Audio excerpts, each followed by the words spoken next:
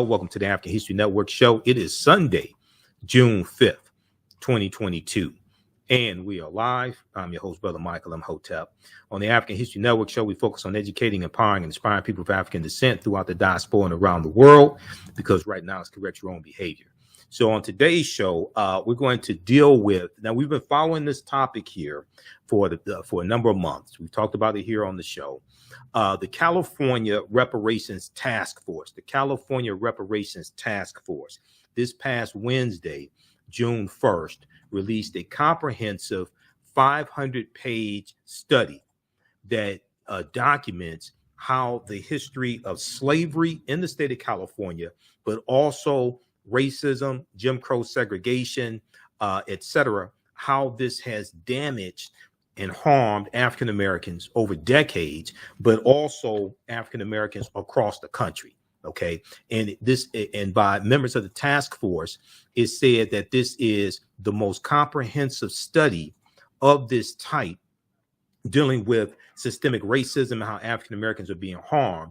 This is the most comprehensive study since the Kerner Commission Report from 1968. Okay, so we're going to get deep into this on today's show. We're going to we'll deal with the California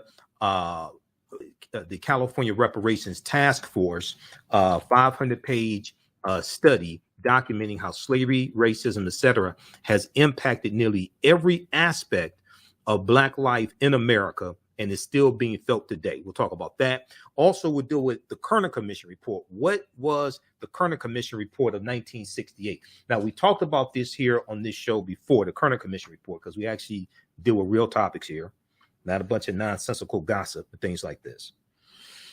And the Kerner Commission Report documented the negative impacts of racism, etc., on African Americans. And they found that this was commissioned in July 28, 1967. The Kerner Commission Report was commissioned July 28, 1967. It was ordered by President Lyndon Johnson. And President Lyndon Johnson wanted them to, it was an 11-member commission. He wanted them to find out what was causing the rebellions that were taking place in this country. They looked at rebellions, the uprisings from 1964 to 1967, including the 1967 Detroit Rebellion. He wanted to know what was causing the rebellions, why did these rebellions happen, what can be done to prevent racial disturbance in the past, in the future, what could be done to prevent racial disturbance from happening in the future.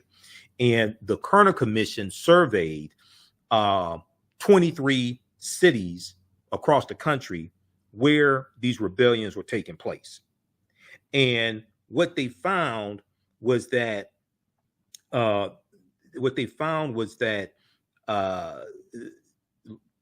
were largely that the largely Black population was confined to central cities, while a predominantly white population moved out, white flight, and that the racism of white Americans was, quote, essentially responsible for the explosive mixture leading to these uprisings. Okay, this is what the Kerner Commission Report found. And when it came to addressing what could be done to prevent this in the future, the Kerner Commission suggested that the federal government intervene to improve housing, improve education for African Americans, improve housing for African Americans, improve education, improve employment opportunities for African Americans, and social services.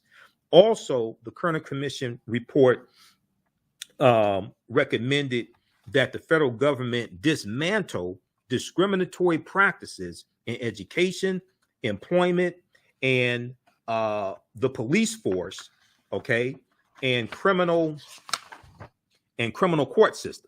Now, President Lyndon Baines Johnson accepted the Kerner Commission Report, but he did not support the conclusions, and minimal efforts were made to address the problems identified by the Kerner Commission. Now, also, when you study this, the Vietnam War was going on at the same time.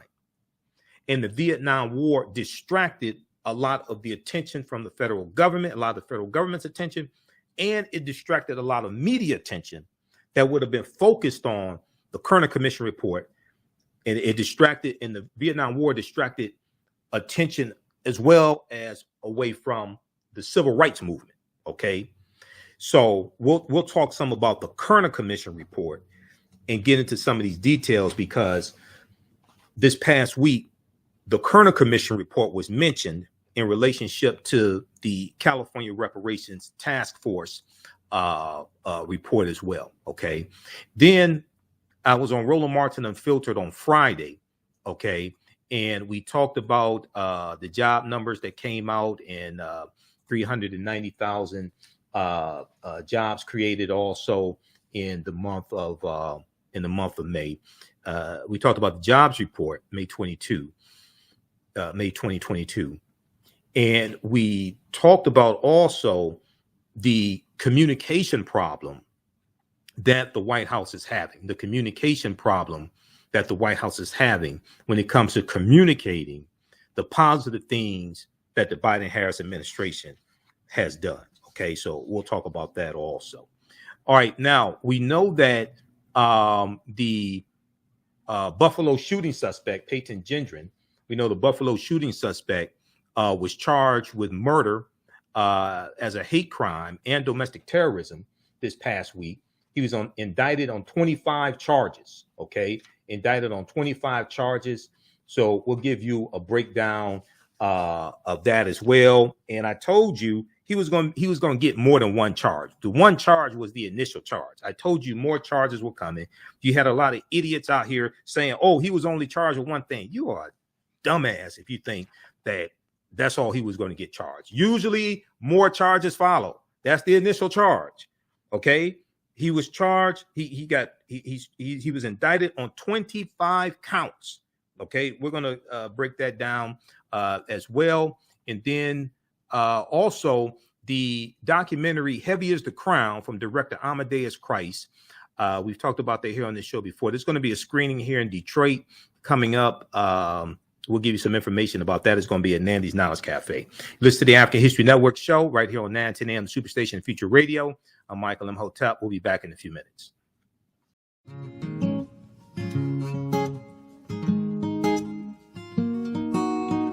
IDO Network International, in collaboration with STL Black Woman, DACA, and ACTA, present the Royal Pilgrimage to the Americas, August 24th through the 28th. The African kings and queens are coming to you for business, networking, and sharing of Pan-African ideals. The venue will be the illustrious En Garde Arts Hotel in St. Louis, Missouri. A royal cultural experience and exhibitions, trade and investment opportunities in Africa, the Caribbean, and the Americas. A Royal Pan-African Summit hosting keynote speakers and a red carpet banquet.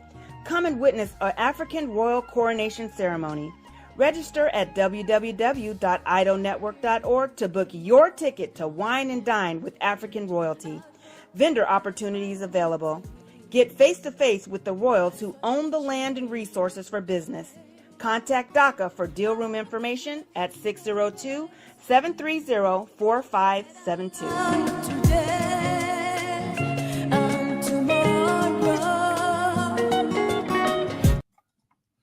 Welcome back to the African History Network show right here on 910 AM, the Superstation, the Future Radio. I'm your host, Brother Michael Imhotep. Calling numbers 313-778-7600. 313-778-7600 is the calling number if you have a question or comment. Okay, now on the African History Network show, we focus on educating, empowering, and inspiring people of African descent throughout the diaspora and around the world, because right now it's correct your own behavior. What you do for yourself, what you do to yourself, and what you allow other people to do to you and get away with is based upon what you think about yourself. What you think about yourself is based upon what you have been taught about yourself. What you've been taught about yourself is based upon everything you've read, heard, and seen about yourself. So when you control the radius of a man or a woman's thoughts, you can control the circumference of his or her actions, because the mind can't do or teach what it doesn't know. Now, we deal with a number of different topics here on the African History Network show. We deal with current events in history, politics, education, economic empowerment, entrepreneurship, relationships, love, sex, health issues, and much, much more. Sign up for our email newsletter. Text the word Kemet, K-E-M-E-T, to 22828 to sign up for our email newsletter. Text the word Kemet, K-E-M-E-T, to 22828. Sign up for our email newsletter. or visit our website, AfricanHistoryNetwork.com, AfricanHistoryNetwork.com. Okay. Okay. Calling numbers 313-778-7600 is calling number if you have a question or comment. All right. I want to go to this first story. We're going to go to here to clip number 1 here in just a second, Jalen. Let's pull this back up here. Okay. So NBC News, I was reading different articles from NBC News, Washington Post. I showed you this piece here from the Washington Post dealing with the California Reparations Taskforce. California calls for comprehensive reparations for Black Americans. This is from June 1st, 2022. The interim report on the California Reparations Taskforce comes as task members remain split on what reparations should look like. Okay, so this is from June 1st, 2022. We're going to come back to that one. I want to start with this one here from NBC News. They had a really, really good article here. There was also a good one from MSNBC.com, also that I read from who was that one? It was from the Readout blog by Jahan Jones. The Readout blog. I'll show you that one as well. Okay, California's unprecedented reparations report details 150 years of anti-Black harm. Details 150 years of anti-Black harm. Okay, there should have been coverage this week on this. Roland Martin Unfiltered dealt with it. I saw a little bit in mainstream media. Reverend Al Sharpton talked about it on Politics Nation. There should have been more coverage this week about this, especially after the shootings in Buffalo, New York. Okay, the mass shooting in Buffalo, New York. In nearly 500 pages, the initial report recounts the, quote, moral and legal wrongs the American and Californian governments have inflicted upon their own Black citizens. In nearly 500 pages, the initial report recounts the, quote, moral and legal wrongs the American Californian governments have inflicted upon their own Black citizens. Okay, now, a new report from California's first in the country statewide reparations task force. This statewide reparations task force in the state of California is the first type of task force like this in the country. And this report is the first report coming from a state legislature as well. Okay, and this is a comprehensive report. A new report from California's first in the state, first in the country statewide reparations task force details how slavery touched nearly every aspect of Black life in America, producing innumerable harms that are still felt today. And one of the reasons why a report like this is so important, because whatever you're going to get into a legal fight, whatever reparations, whatever form reparations are in, whatever reparations are prescribed, and Democrats control both chambers of the state legislature in California as well as the governorship, whatever is distributed, whatever form reparations are in, they're going to be lawsuits to block it. So one, you want to make sure you thoroughly document what the harm is. Two, you want to make sure that your remedy, you're on strong legal footing, because you don't want to get whatever reparations, however you distribute reparations, the remedy, you don't want that struck down in court. Okay, so the report, which was released on Wednesday, June 1st, 2022, offers a comprehensive look at the impacts of enslavement and generations of discrimination on Black Californians, okay, but also African Americans broadly. Generations of discrimination on Black Californians and African Americans more broadly. Now, African Americans only make up 6% of the population in California. One of the reasons why this study is so important is because back in 2018, April of 2018, the result of a poll came out, and it was the 50th anniversary of the assassination of Dr. King, April 4th, 1968. 40% of Americans polled said that African Americans could be equally as successful as white people. If 40% of white Americans polled said that African Americans could be equally as successful as white people if they just tried harder. If they just tried harder. They didn't want to deal with the laws and policies put in place to maldistribute wealth, power, and resources. That's why this stuff has to be documented. As I've said numerous times before, America must have a massive history lesson.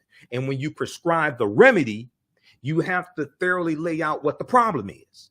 And the problem was created by laws and policies.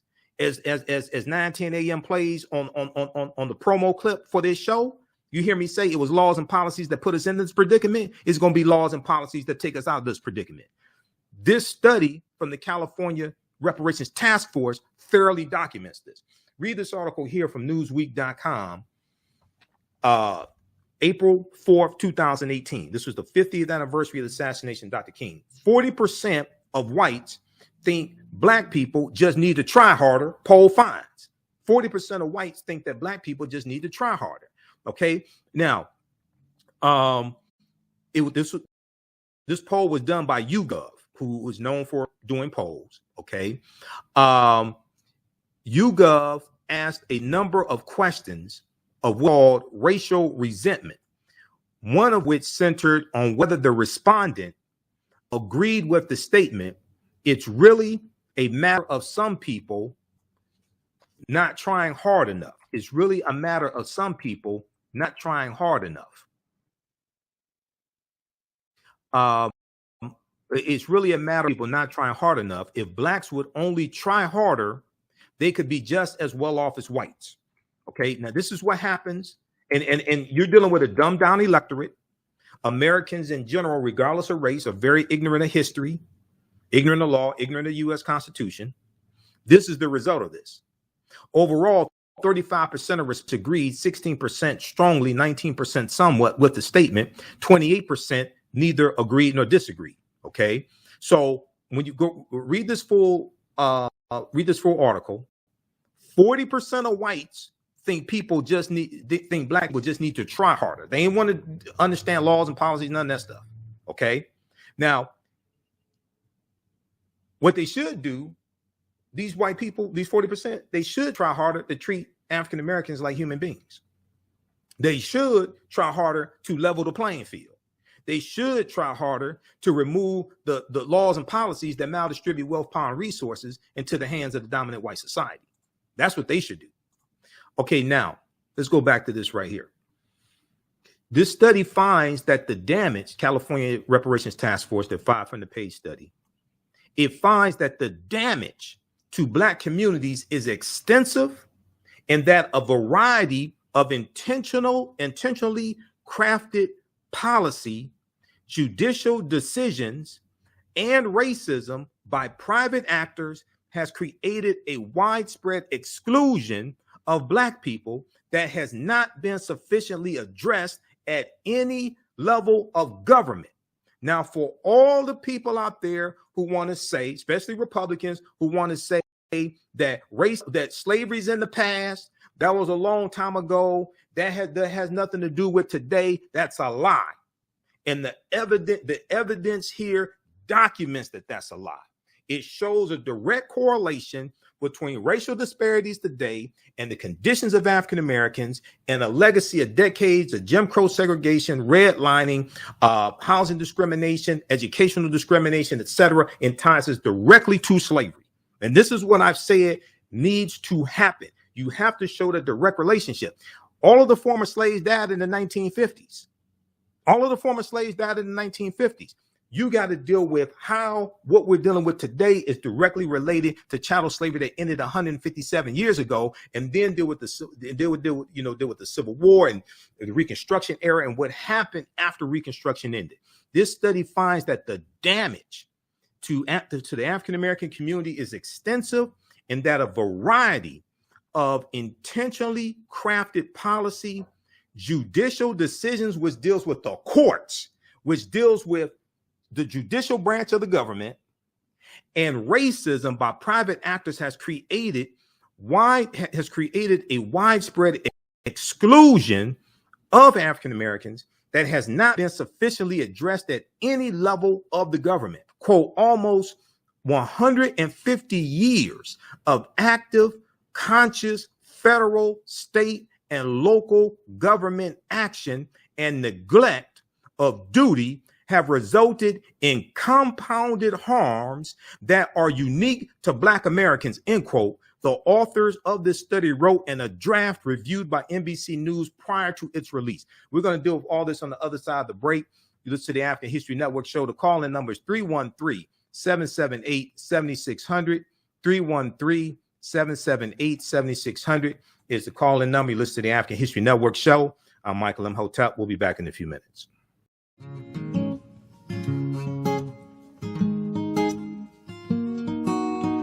IDO Network International, in collaboration with STL Black Woman, DACA, and ACTA, present the Royal Pilgrimage to the Americas, August 24th through the 28th.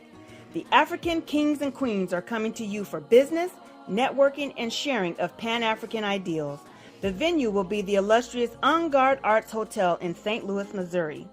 A royal cultural experience and exhibitions, trade and investment opportunities in Africa, the Caribbean, and the Americas. A Royal Pan-African Summit hosting keynote speakers, and a red carpet banquet. Come and witness an African royal coronation ceremony. Register at www.idonetwork.org to book your ticket to wine and dine with African royalty. Vendor opportunities available. Get face-to-face with the royals who own the land and resources for business. Contact DACA for deal room information at 602-730-4572.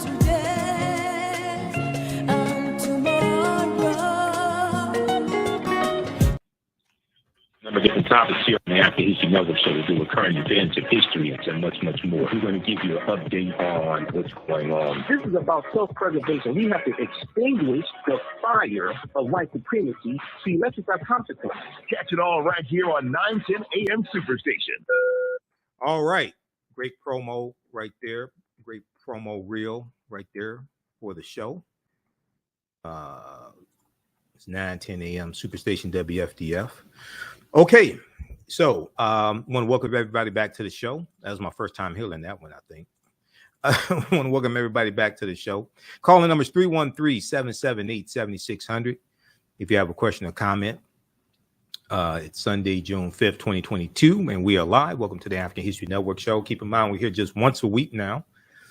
Sundays, 9 p.m. to 11 p.m. Eastern Standard Time. You can still follow me on my Facebook fan page, The African History Network, The African History Network, my YouTube channel, Michael Imhotep, IMHOTEP. I'm still on Roland Martin Unfiltered every Friday as well. You can check me out there. I was on Roland Martin Unfiltered this past Friday. And I'll still do some broadcasts throughout the week on my social media platforms. I wonder, before we go back to this story here dealing with the California Reparations Taskforce and this fantastic study that they've done, this 500-page study dealing with the harmful effects of slavery and racism, discrimination, Jim Crow segregation, et cetera, for decades, and how it's negatively impacted African Americans all throughout the country, not just in California. Before we go to that, I want to let you know that coming up on June 15th, at June 15th, 2022, which is a Wednesday, at Nandy's Knowledge Cafe, they're doing a screening. Director Amadeuz Christ, director of the film Heavy is the Crown, which is in the Outer Darkness series. You've heard me talk about Heavy is the Crown here because I'm a distributor of the documentary. Amadeuz Christ will be there. He's going to do a screening of the new film Heavy is the Crown, which features Professor Kabahaya Kamene, Professor James Small, who are two of my teachers. This is taking place Wednesday, June 15, 2022. Showtime at 7 p.m. It's $15 donation. Nanny's Knowledge Cafe is located at 71 Oakman Boulevard in Highland Park, Michigan. 71 Oakman Boulevard in Highland Park, Michigan. It includes popcorn and lemonade with the donation. For more information, call 313-888-5800, 313-865-1288, 313-865-1288. I'll be there as well. Okay, I'll be a vendor there also. And if you, let me see, I was talking to Nandy today, and she told me to let people know that, oh yeah, if you have questions, give her a call, 313-865-1288. Okay. And it's a fantastic documentary. It deals with the African origins of the major world religions, the African origins of the major world religions. Tony Browder is featured in the documentary also. And you can order the documentary from our website, AfricanHistoryNetwork.com. Okay, I want to go back here to the article we were looking at right before the break. And this is from, this article here is from NBCnews.com. And it deals with the California Reparations Taskforce. California's unprecedented reparations report details 150 years of anti-Black harm. In nearly 500 pages, the initial report recounts the, quote, moral and legal wrongs the American and Californian governments have inflicted upon their own Black citizens, end quote. Okay, so if we go back to this, and we're going to go to clip one here in just a minute, Jalen, clip one from NBC News Now from June 1st. We'll go to that here in just a second. Okay, now, the report, which is the first to be released at the state level, comes amid an increased national discussion on reparations, as well as action at the local and municipal level. So in last year, 2021, HR 40, which is congressional legislation, which originates in the House of Representatives, Representative Sheila Jackson Lee of Texas, is the sponsor of the bill. We know the Honorable John Conyers from Detroit, 13th Congressional District. He was the original sponsor of the bill in 1989. In 2021, HR 40 congressional legislation that would create a national commission to study reparations and explain the U.S. roles. This is critical. Okay, this is critical, and explain the U.S. government's role in enslavement and systemic discrimination. The bill passed out of the House Judiciary Committee for the first time in I think it was something like 39 years, something like that. First time, but it languished. But they have enough votes, from my understanding. They have enough votes to get it passed out of the House of Representatives. You need 218 votes to get any bill passed out of the House. They don't have enough votes to get it passed in the Senate, because you need 60 votes in the Senate, which means you need 10 Republicans to vote for the bill. And you don't have 2 Republicans that are going to vote for a reparations bill. Senator Tim Scott, the only Black Republican in the Senate out of 50, has already said he's not voting for reparations. He's already said he's not voting for any reparations bill. Okay. Senator Tim Scott has already said he's not voting for any reparations bill. Okay. So if the Black Republican is not going to vote for a reparations bill, how many white Republicans you think are going to vote for one? So to get any reparations bill passed, now this is the question that I ask people. This is the question I ask people. If you can't get a bill passed to study reparations, explain to me how you get a bill passed to distribute or pay reparations. If you can't get a bill passed in the federal government through both the House and the Senate, if you can't get one passed to study reparations, explain to me how you get one passed to pay reparations.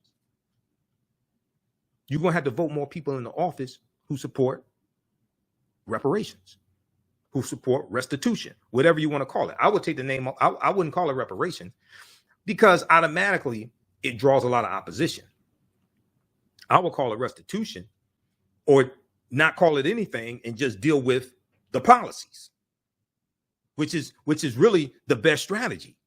Take the name reparations off of it, because it automatically draws total opposition from all the Republicans.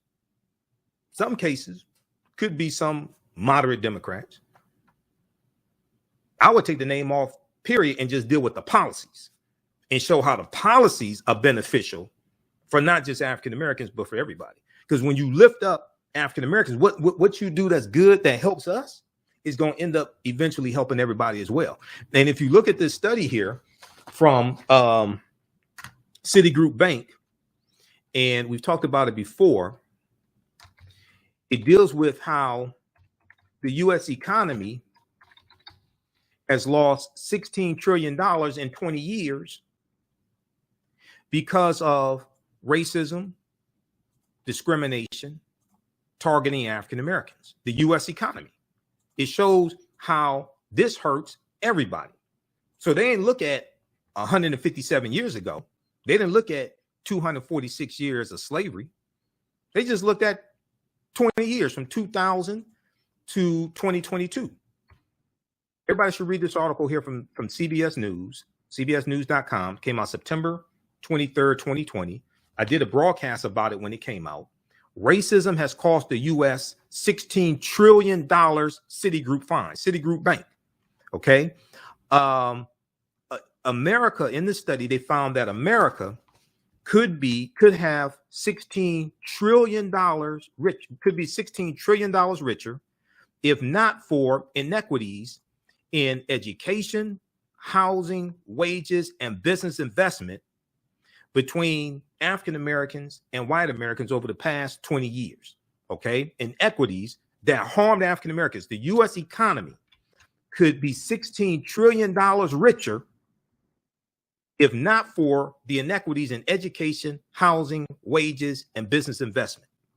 They looked at just 20 years from 2000 to 2020. The study released by Citigroup Bank is the latest in a body of research that attempts to quantify the economic impact of systemic racism, which is crucial because then you craft policy based upon the evidence, and these discrepancies were formed by policy. So it's going to take policy, laws and policies to correct the harm that laws and policies created. It was laws and policies that put us in this predicament. It's going to be laws and policies that take us out of this predicament.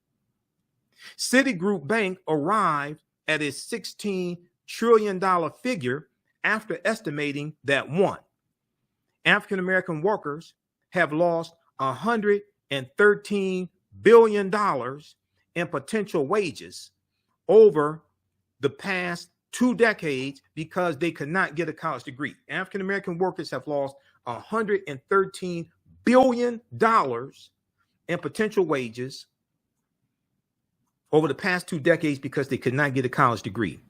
The GI Bill and the discrimination that African American GIs suffered by being discriminated against when it came to trying to take full advantage of the GI benefits, that contributes to that because the GI Bill gave low interest loans so they could go to college, start businesses, and buy homes.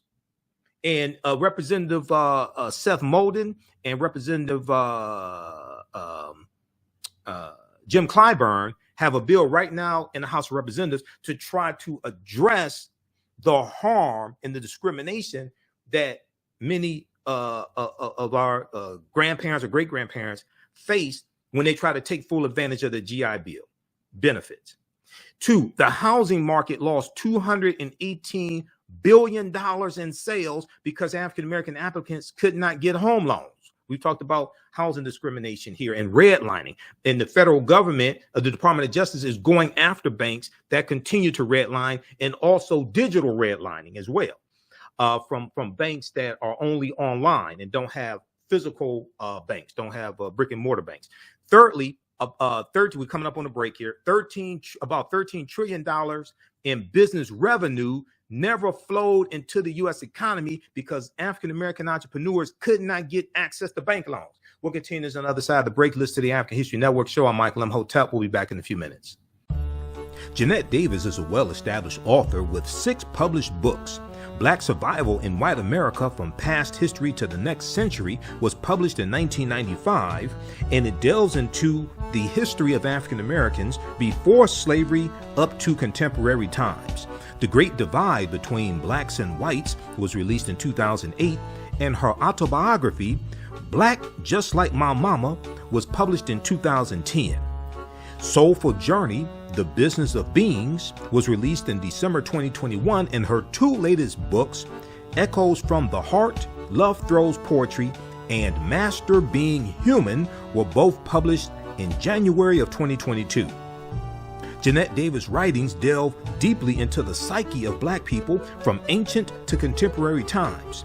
She cuts no corners and leaves no stones unturned in relating truth, letting the chips fall where they may on both African and European doorsteps. Order Jeanette Davis's books today at Amazon.com. Search for Jeanette Davis and get to know her work today.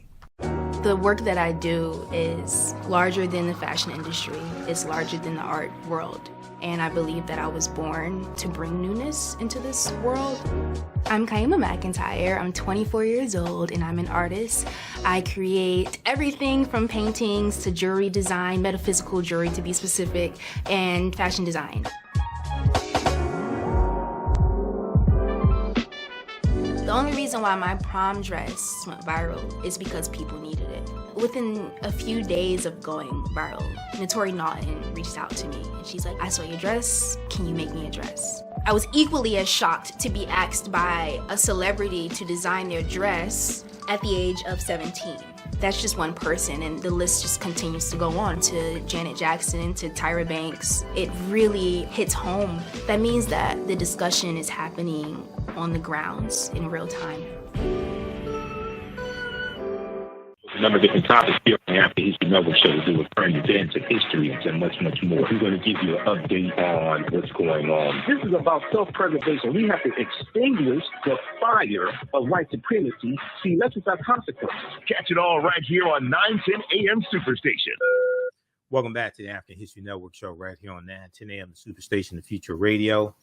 I'm your host, Brother Michael Imhotep. Okay, call-in numbers 313-778-7600. If you have a question or comment, 313-778-7600. If you have a question or comment. If you want to support the African History Network, you can do so through Cash App, $ TheAHNShow through Cash App, also through PayPal, paypal.me/TheAHNShow. And we have the information at our website, AfricanHistoryNetwork.com. This is our official Cash App account, $ TheAHNShow, SHOW. When you go to it, it says Michael and shows my picture there up on the screen here. We have a, if you're watching on our Facebook or YouTube channels, we have a graphic here. These other ones are fake African History Network Cash App accounts. I'm trying to get shut down. Cash App has launched an investigation into them because they've been stealing money from us. We have our official Cash App tag here on the website and the yellow donate button also for PayPal. Okay. All right. And then also, if you want me to do a presentation for your group or organization, we know that Juneteenth is coming up. I'm speaking at a couple places here in the Detroit area for Juneteenth.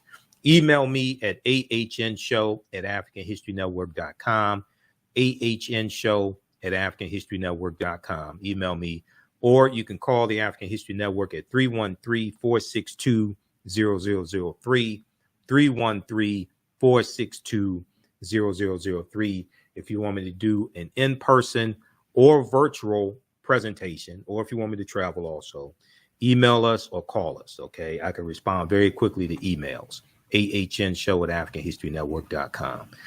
All right, I want to go back here to the story, and we're going to go to clip number one here in just a second. We're coming to clip number one, Jalen. Right before the break, we were talking about this study that I've talked about a number of times here on the show. This came out September 2020. This article is from CBS News. Racism has cost the U.S. $16 trillion. Citigroup fines. This is from Citigroup Bank. Okay, so read that article. And then I want to go back to this story here from NBC News, which deals with the California Reparations Taskforce on Wednesday, June 1st, 2022, which coincidentally is the 101st year commemoration of the Tulsa Race Massacre, June 1st, 1921.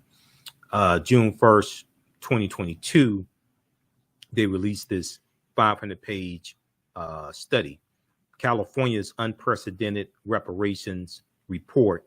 It details 150 years of anti-Black harm. Details 150 years of anti-Black harm. Okay. So if we go back to this piece here, let me see. Okay. So they talk about HR 40. Now, the California report covers not just the immediate impact of enslavement, but also the harms of decades of political neglect, finding that there has been sustained damage, to generations of African Americans. The reason why this is so important is, as I've said before, California does not have a large history of slavery. They don't. There's a period of time after California is allowed to come into the Union. California comes into the Union in 1850 as a free state. They're going to have about 1,500 African Americans that are in a quasi-slavery state. But they don't have a big history of slavery. They do have a big history of discrimination, redlining, all types of other laws and policies that did harm to African Americans and continue to do harm. So when we talk about repairing the damage, it's not just dealing with slavery, it's dealing with all that happened after slavery ended. This is why reparations has to be comprehensive. And this is why reparations cannot be just in the form of money. Because as I said numerous times before, if we all got $1 million today, white people will have it all back by this time next week. And the only thing we would have done is stimulated their economy. If we all got $1 million today, or $500,000, whatever number you want to put on it, white people will have it all back by this time next week. The laws and policies that created the disparities would still be there. You haven't even scratched the surface. That's why you have to do a systems analysis of this. That's why studies like this are so important, because you're just dealing at the surface level. You're dealing with symptoms. You got to get down to the root problem. The damage has had a lasting effect on the political, economic, social, physical, mental, and cultural well-being of Black people, particularly those descended from the formerly enslaved. So we're dealing with African Americans, we're dealing with a people who have largely been taught to hate themselves. This is why we're the only people who they can put out dehumanizing music about us and call us all type of N-words and B's and things like this, and we don't retaliate against it. They know they can get away with it. We're the only people they can do that with. We're the only people who would allow a corporation like Atlantic Records to put out a song like WAP by Cardi B featuring Megan Thee Stallion and put out a video like WAP, and Atlantic Records is still in existence. Nobody else would tolerate something like that. When Michael Jackson, I think it was 1992 or so, he had a song called They Don't Really Care About Us. And he had a couple lines in the song that the Jewish community felt was derogatory against Jews. They made, I think the record company at the time was Sony Records. They made Sony take all those CDs off the shelf, take those lines out, and then put the CD back on the shelf. Go research it. I got articles from the Anti-Defamation League that deal with this. This was the king of pop. He didn't mean anything negative by it. They didn't play games. We're the only people who tolerate some nonsense like this. The reason why is because what you do for yourself and what you do to yourself and what you allow other people to do to you and get away with is based upon what you think about yourself. What you think about yourself is based upon what you have been taught about yourself. What you've been taught about yourself is based upon everything you read, heard, and seen about yourself. We're the only people who tolerate some nonsense like this. Okay. When you go look at this right here, the mental damage, okay, you're dealing with a people who've largely been taught to hate themselves, who've been taught to see reality through the eyes of Europeans, who've been stripped of our history, culture, language, spiritual systems, stripped of our names, our family ties to our ancestry in Africa. So if you give a mentally damaged people money and you don't deal with repairing the holistically the damage that's done, what do you think of brain damaged people are going to do with money? Well, all you got to do is look at the spending patterns of African Americans right now. Every year we go to conferences and talk about how we spend 97% of our dollars with people that don't look like us. What the hell do you think is going to happen if we get a lump sum of money? This is why cash payments can be part of a comprehensive reparations package to repair the damage of a legacy of slavery and decades of Jim Crow segregation, redlining, etc. But no way in the hell should reparations only be in the form of money, because white people are going to get it all back, but this time next week. Listen to the African History Network show. I'm Michael Imhotep. We'll be back in a few minutes. Jeanette Davis is a well-established author with 6 published books. Black Survival in White America from Past History to the Next Century was published in 1995, and it delves into the history of African Americans before slavery up to contemporary times. The Great Divide Between Blacks and Whites was released in 2008, and her autobiography, Black Just Like My Mama, was published in 2010. Soulful Journey, The Business of Beings, was released in December 2021, and her 2 latest books, Echoes from the Heart, Love Throws Poetry, and Master Being Human, were both published in January of 2022. Jeanette Davis' writings delve deeply into the psyche of Black people from ancient to contemporary times. She cuts no corners and leaves no stones unturned in relating truth, letting the chips fall where they may on both African and European doorsteps. Order Jeanette Davis's books today at Amazon.com. Search for Jeanette Davis and get to know her work today.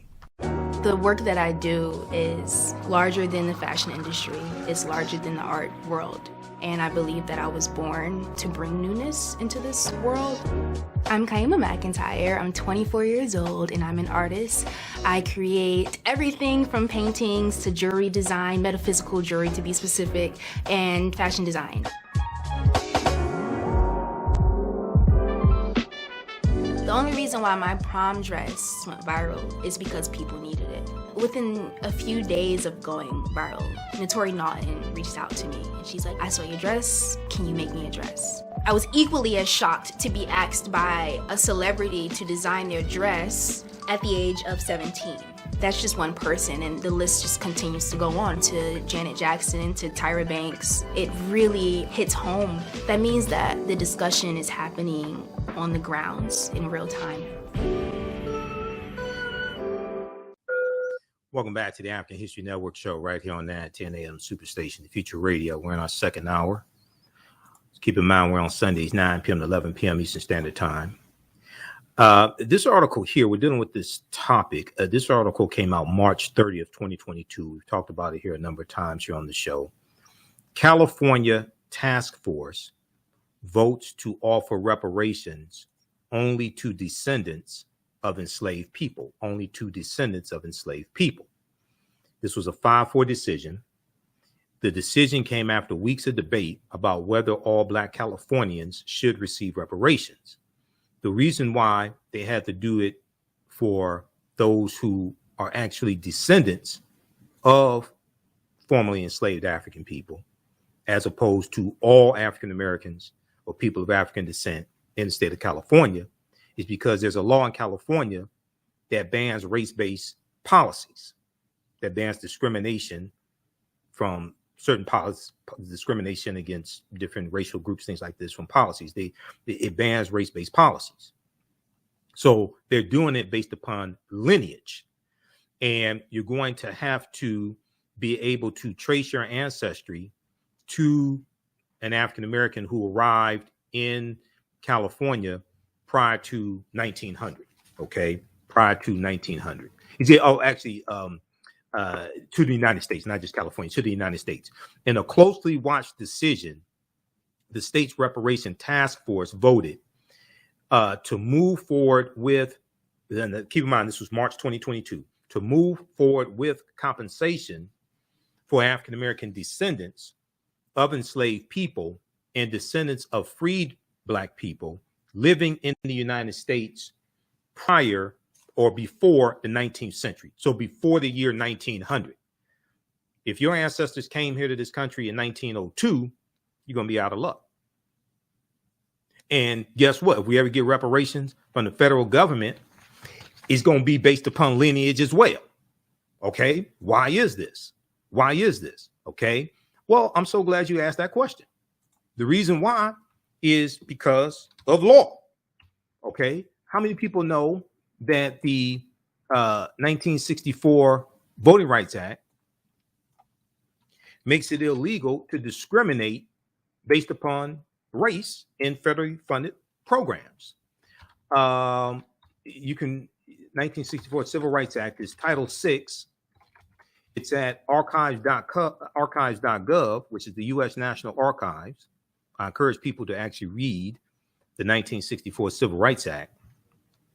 And it breaks it down. I'm going to pull it up right here.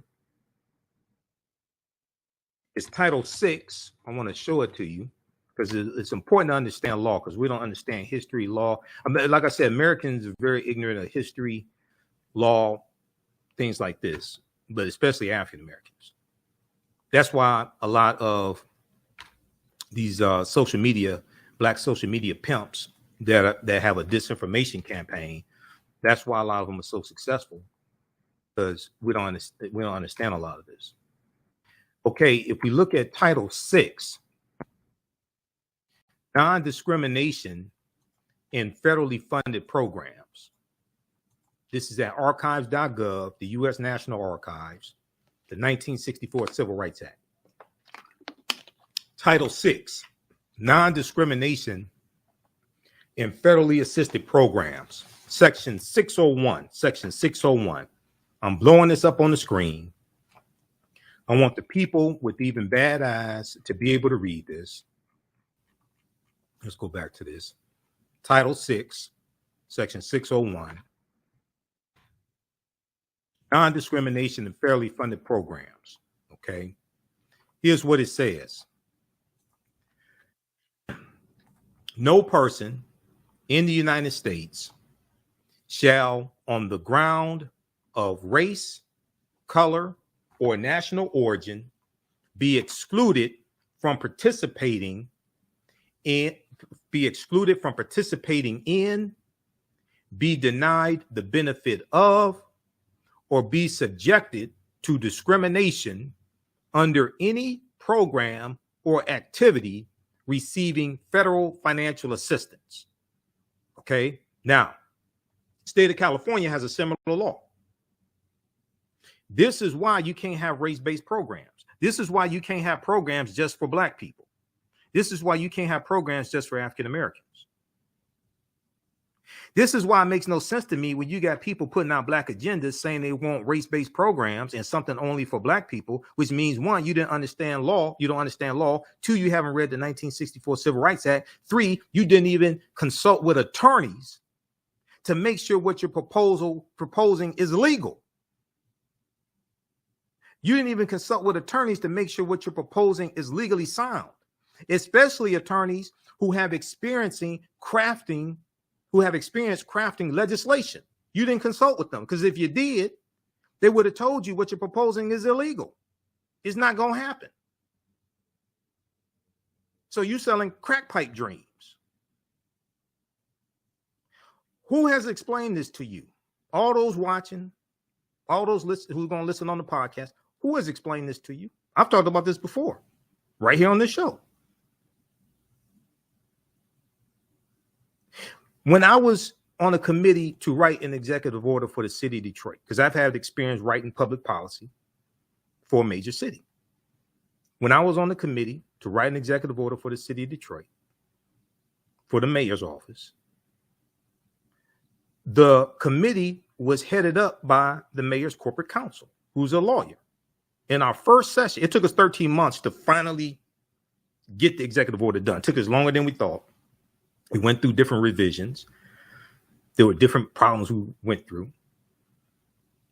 The first thing that the corporate counsel told us is that we cannot have policies that are only for African Americans. We can't have policies that are only for one race of people because it's illegal. What we can do is craft this policy that benefits Detroiters, people who live in Detroit. But we can't have policies that are only for black people. It's illegal. The city will get sued, and they're going to lose in court. Hopefully, more people will read this and stop putting this nonsense out to our people, lying to them. This has been law since 1964. Why don't more of our people know this? Title VI of the 1964 Civil Rights Act. The reason why this is put in there, this is something we advocated for, because we were being discriminated against by federal policy for decades. This is at archives.gov. What's archives.gov? The official website of the U.S. National Archives, where all this information is.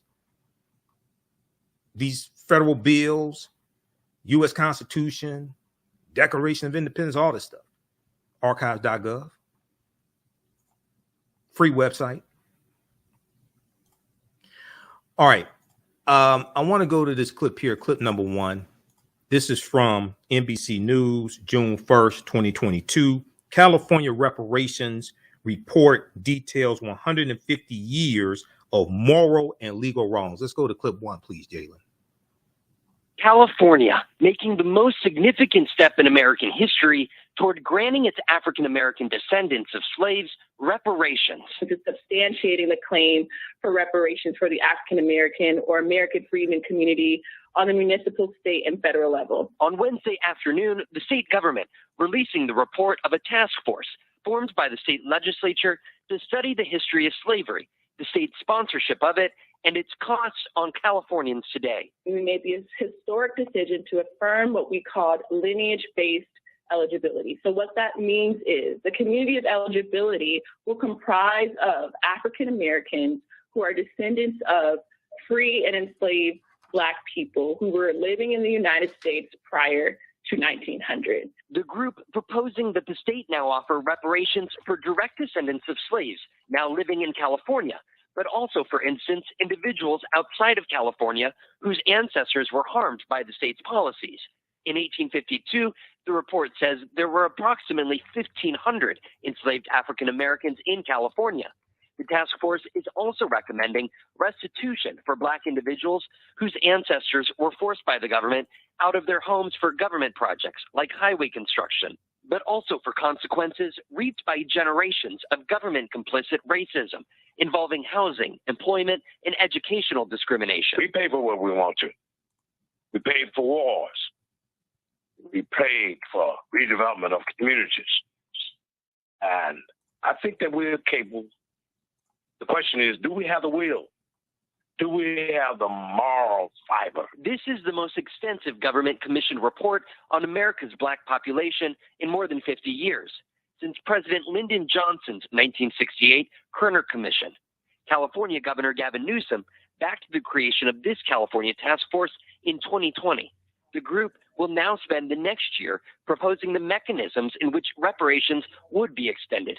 In Wednesday's report, it already outlined the creation of a government office to help residents track their family lineage and file reparations claims. What does the action of this report actually ultimately look like? I think it's a great opportunity to set an example for the rest of the nation on what atonement looks like, but more importantly, what an apology and reparations can look like. The hope for the task force that the state government will lead the way in making good on the report's proposals. Do you have faith, though, that those very lawmakers will take action and offer those reparations based off the findings of this report? Absolutely. I have the absolute faith in the California state legislature to take this to the finish line, so to speak. Absolutely. All right, Vaughn Hilliard is joining us now. So, Vaughn, this is the task force's initial report. What happens now? Yeah, Tom, 1 year from now is when we will be revisiting this very conversation, because this task force has been assigned by the state legislature to figure out how to best offer these reparations, how the mechanics of this would actually work here. And that is very much the complicating part of all this. When we look at the federal level, Tom, the U.S. Congress, Democrats have introduced a proposal since 1989, every year since 1989, calling for a commission to look at reparations across the country. But even in this Democratic backed House here, that has never come to a full House floor vote. Now, there are some justice groups that have called on President Biden just last month to issue an executive order, which would call for a commission on reparations. He is yet to do so as well, and that is why there's so many eyes looking at what California ultimately does here in the year ahead. Okay. All right. Great reporting there from Von Hilliard for NBC News. That's at that clip is at NBCnews.com. I think it's also on MSNBC's website. Name of that clip: California Reparations Report details 150 years of moral and legal wrongs. The article I was showing you from NBC News, this one right here, that clip is in this article, so you can watch it in its entirety. And this is why it's important to understand law as well, okay? Because in the state of California, they have a law. It's illegal to have race-based policies. So this is why they have to do it based upon lineage. They can't have policies that are only for one race of people, all right? And at the federal government, Title VI of the 1964 Civil Rights Act bans race-based policies as well. This is why it's important to understand law. Okay, we'll continue this on the other side of the break. Listen to the African History Network show. I'm Michael Imhotep. We'll be back in a few minutes. Abundant Capital Group is a real estate investment company with over 20 years of experience in real estate. They specialize in two areas of real estate. One, they solve real estate problems with creative financing solutions that give the seller the most money for their property. And two, they show individuals how to get a higher rate of return on their investment capital with real estate note investing. If you are looking to sell or need to sell your property, here is what they provide. Market value offer, even if you have little or no equity. They typically pay all closing costs, which can be thousands of dollars. They close on a date of the seller's choosing, and the seller does not have to be out of the house at the time of closing. They take the property in an as-is condition, and the seller is not required to make any repairs. Give them a call or email them today for a free consultation and see how they can help you with your real estate needs. Call them at 973-475-8488. That's 973-475-8488. Visit their website, abundantcapitalgroup.com. That's abundantcapitalgroup.com. And email them at acg@abundantcapitalgroup.com. Follow them on Instagram and Facebook at Abundant Capital Group. What does self-care mean to you? To us, it's an opportunity to reconnect with nature. A chance to create something remarkable. At Sage and Elm Apothecary, our handcrafted skincare and household products immerse you in Earth's sweetest nectar, connecting you to nature in a way you never imagined. See for yourself and visit us at sageandelmapothecary.com. Welcome back to the African History Network show right here on 910 AM, the Superstation, Future Radio. Okay, calling numbers 313-778-7600. If you have a question or comment, 313-778-7600. If you have a question or comment. Okay, I want to go back to this article we were looking at right before the break. We're going to clip number 2, Jalen, from ABC News Channel 10 out of California. We're going to that here in just a minute. If we go back to NBC News had a really good article here and it referenced the Kerner Commission Report. We're going to talk about the Kerner Commission Report here in just a minute. Now, in that segment I just played from NBC News from June 1st, 2022, California Reparations Report details 150 years of moral and legal wrongs. At the end, Von Hilliard talked about how activists are asking President Joe Biden to do an executive order to convene a commission to study reparations and make recommendations. He can do that. It's not going to have the same impact as a congressional study. The reason why is because Congress has to vote on this. The White House does not vote on reparations. The White House can't give out reparations. The ability to tax and spend based upon Article 1, Section 9, Clause 7 of the U.S. Constitution belongs to Congress. Congress has to vote on this. It has to pass the House and the Senate. So it has more weight for the task force to originate in Congress and be a congressional task force. And Congress does oversight. Congress does studies all the time on all different subjects. Because Congress has to vote on it, it has more weight for that task force to come from Congress. I think before, if Biden organizes a task force, what he should do, now when he came into office, what he did was he disbanded the 1776 commission that the trader-in-chief Benedict Donald organized, and Benedict Donald commissioned the 1776 report, which was historically inaccurate, things like this. Biden should do a report. Biden should convene a commission that does the opposite of what the 1776 commission did. He should convene a commission that puts together a report that deals with the real history of this country and give America a real history lesson that America needs, because Americans are very ignorant of history. And then after that, he can if he wants to do an executive order to form a reparations task force, or maybe at the same time. But you got to have a commission also to counter what the 1776 commission did. He did disband the 1776 commission. He did take down the study that was at whitehouse.gov. You need to have another commission to educate all of America on the history of this country, and put that study at whitehouse.gov also. All right. But this all deals with voting, because you need 60 votes in the Senate to get any reparations bill passed in the Senate. Okay. So show me 2 Republicans that support. You need 10 Republicans to vote for a bill to study reparations. You don't have 2 Republicans. You don't even have 1. The black Republican, Senator Tim Scott of South Carolina, already said he's not voting for reparations, any reparations bill, even to study it. So what does that mean? You're going to have to vote more people into the Senate who support reparations, any type, restitution, whatever you want to call it. You're going to have to vote more people in the office that support that, and put the people back in office in the House of Representatives, because they're up every 2 years, who support it. What I'm hearing, they have over 218 votes to get H.R. 40 passed in the House. It's dead on arrival in the Senate.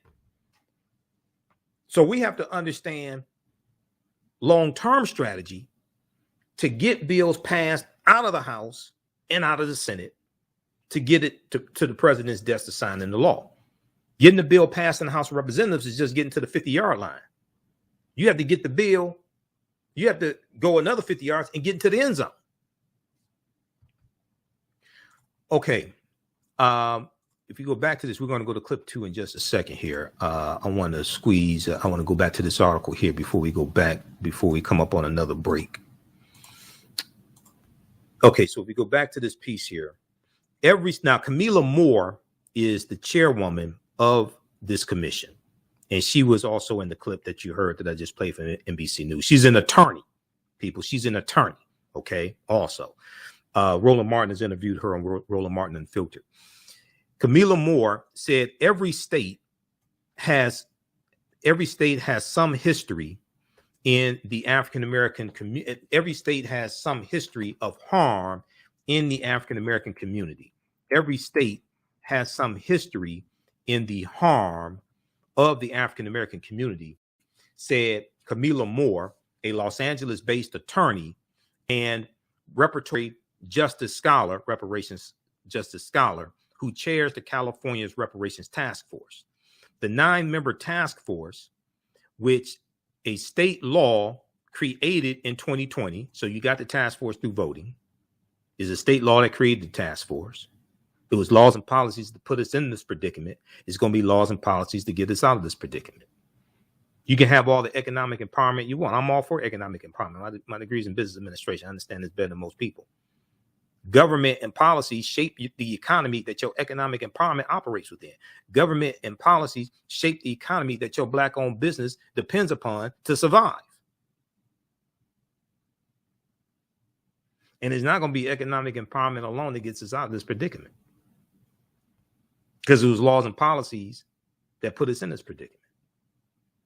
The 9-member task force, which a state law created in 2020, is charged with studying the impacts of enslavement on Black Californians and coming up with possible plans for restitution.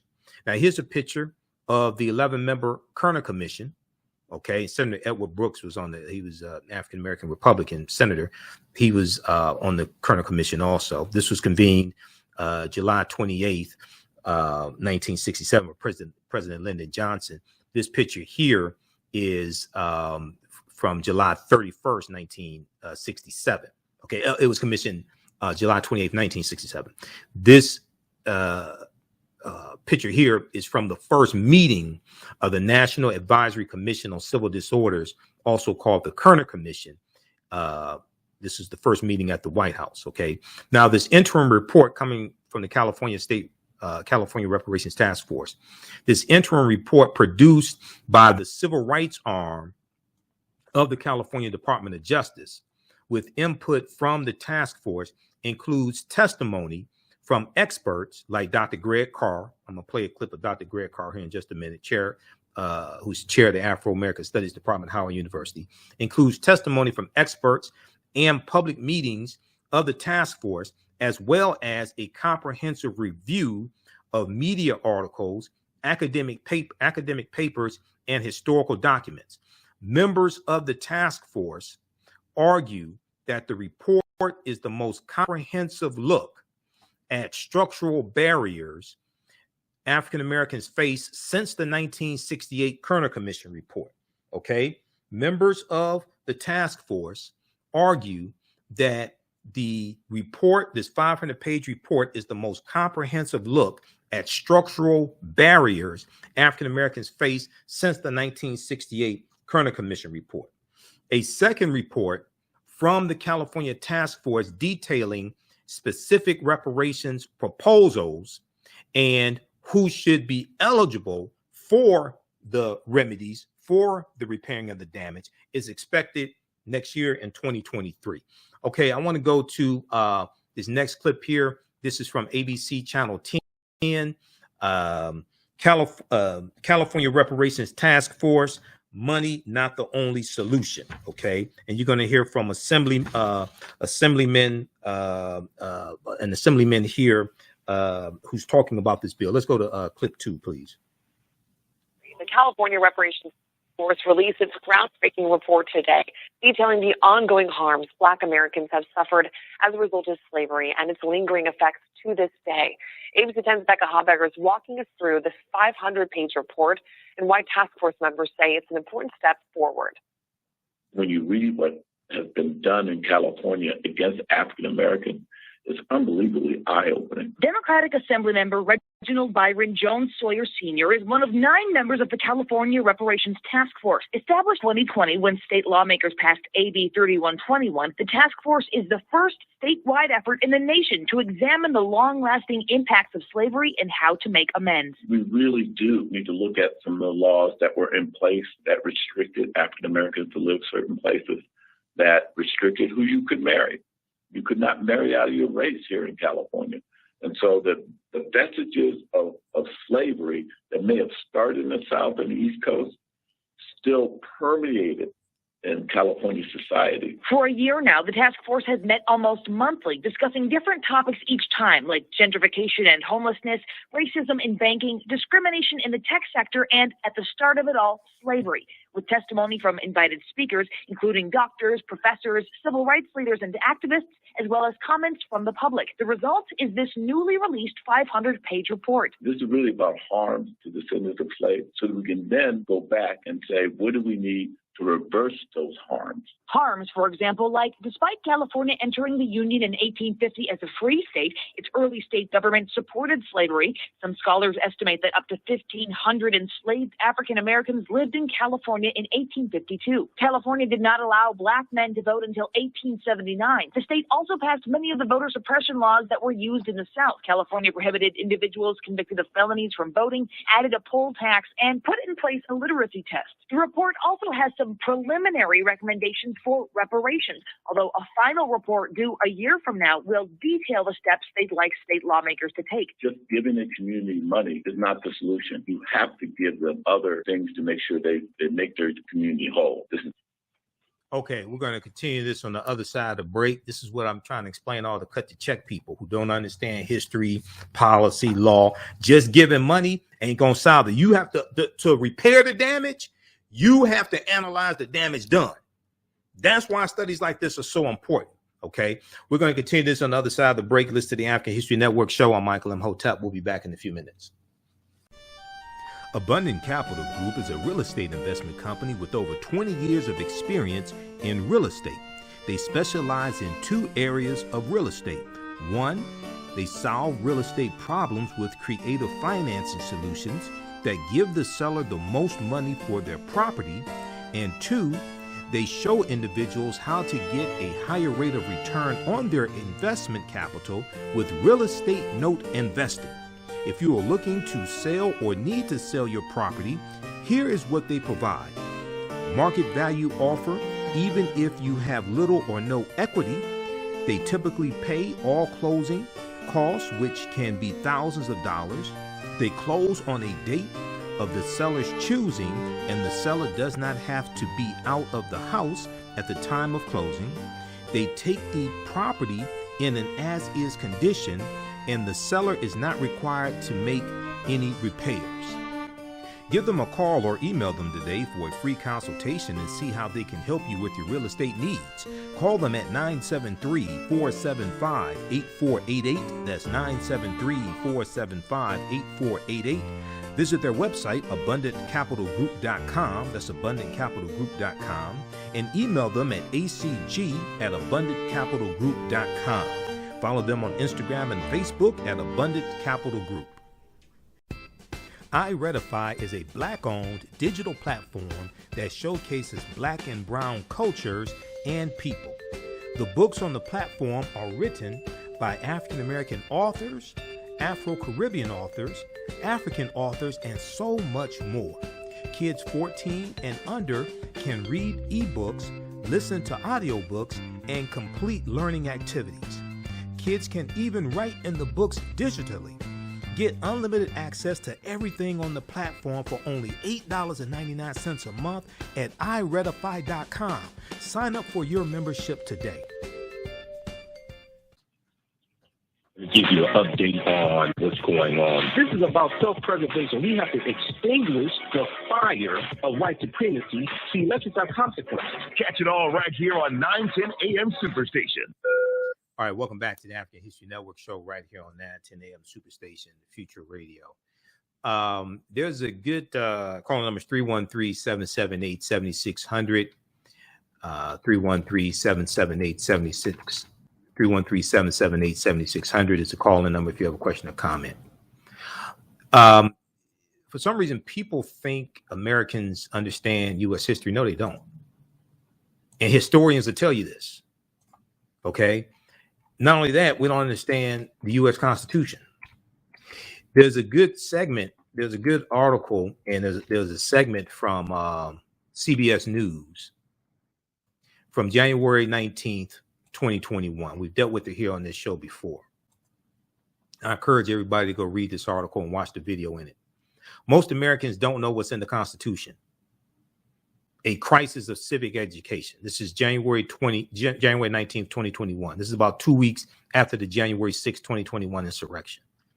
This is the day before President Joe Biden and Vice President Kamala Harris were sworn into office. Okay.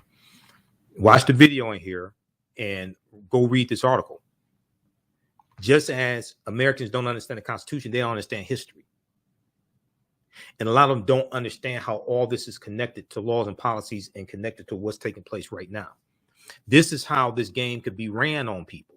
Okay. You look at the article that we talk about from Time Magazine that deals with how 45 out of 50 states in their schools are not teaching the history of Reconstruction properly, or not teaching the history of Reconstruction at all.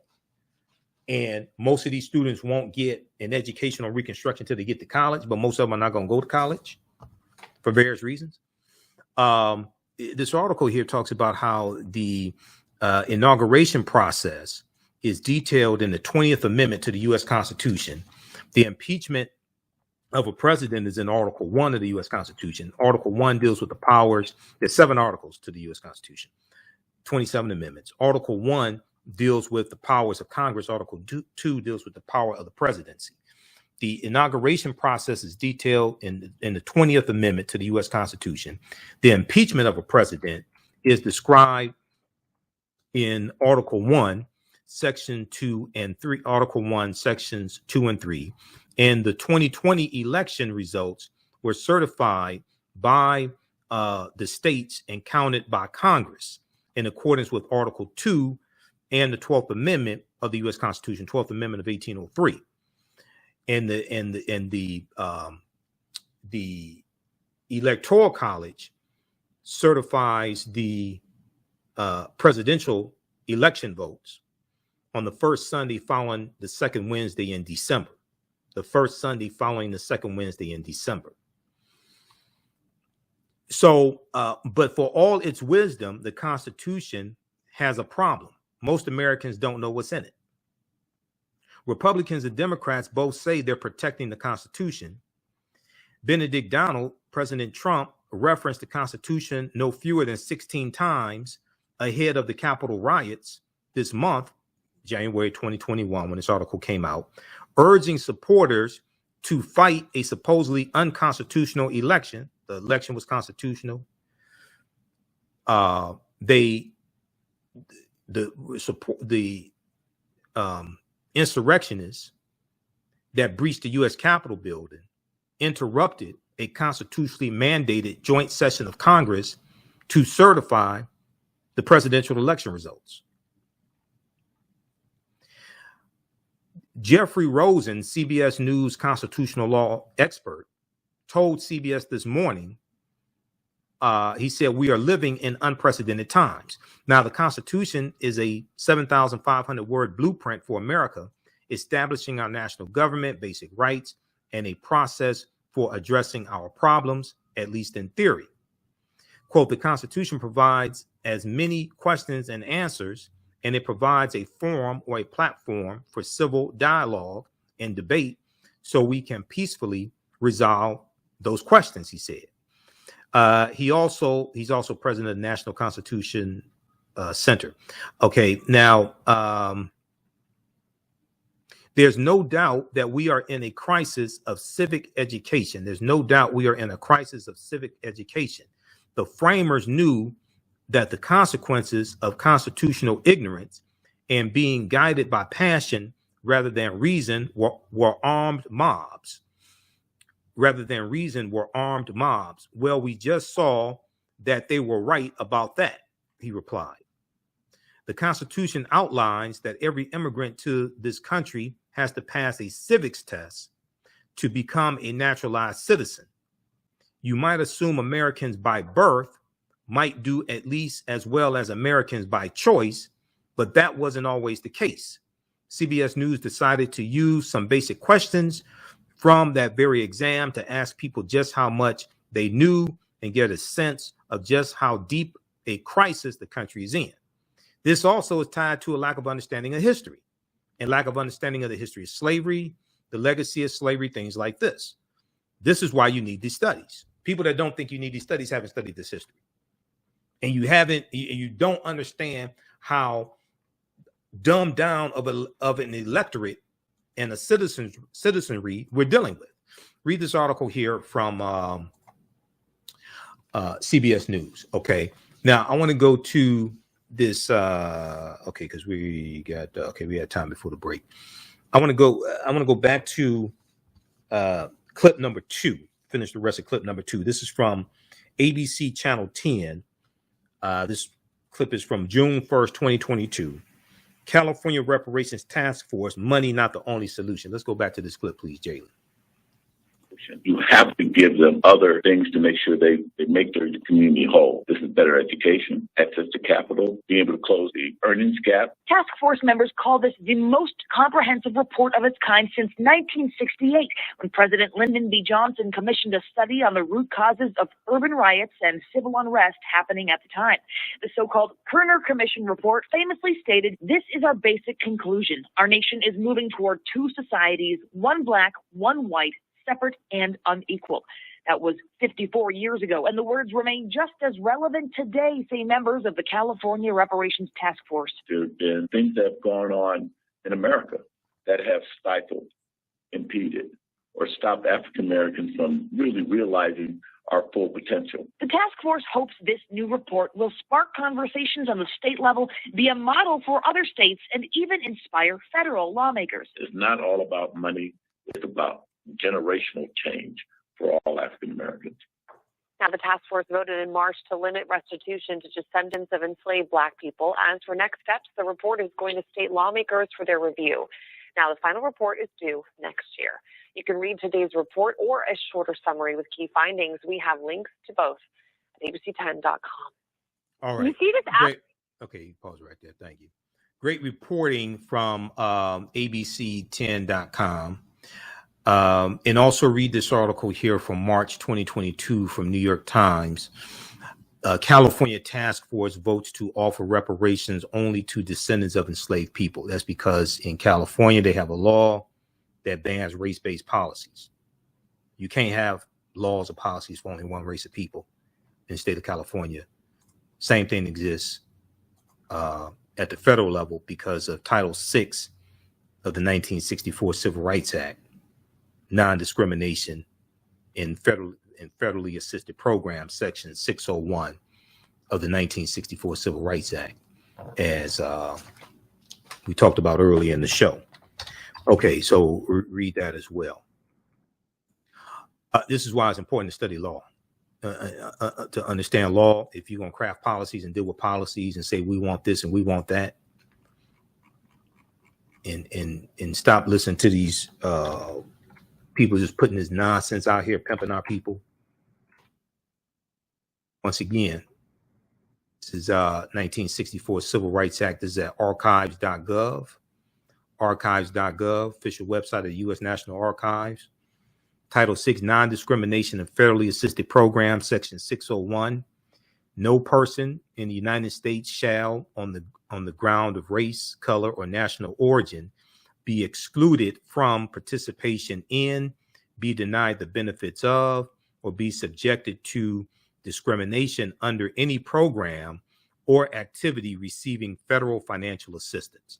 Okay, now I want you to quickly hear from Dr. Greg Carr, chair of the Afro-American Studies Department at Howard University.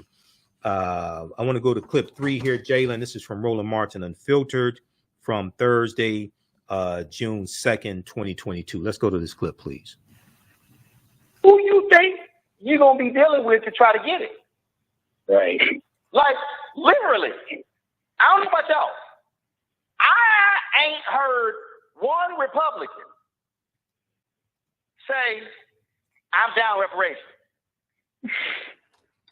So no. It's sort of laughable that folks going to try to tear down one side, which is the only pathway you got. I mean, let's be real clear. Democrats control California House, Senate, and the governor's mansion, which means you're going to have to convince them to make this done. Exactly. And Greg, every Democrat in California don't represent a black district. Black people only make up 6% of LA. Yep. But these other folks, you swear they experts on politics. Go ahead. Okay, we'll continue this on the other side of the break. I want you to hear from Dr. Greg Carr, and I'm going to share a segment when I was on Roland Martin Unfiltered on Friday, June 2nd, Friday, June 3rd. Listen to the African History Network show. I'm Michael Imhotep. We'll be back in a few minutes.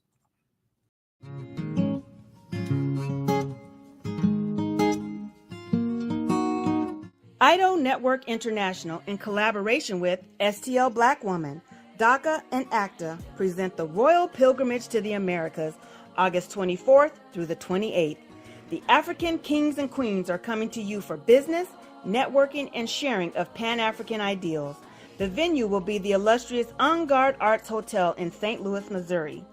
A royal cultural experience and exhibitions, trade and investment opportunities in Africa, the Caribbean, and the Americas. A Royal Pan-African Summit hosting keynote speakers, and a red carpet banquet. Come and witness an African royal coronation ceremony. Register at www.idonetwork.org to book your ticket to wine and dine with African royalty. Vendor opportunities available.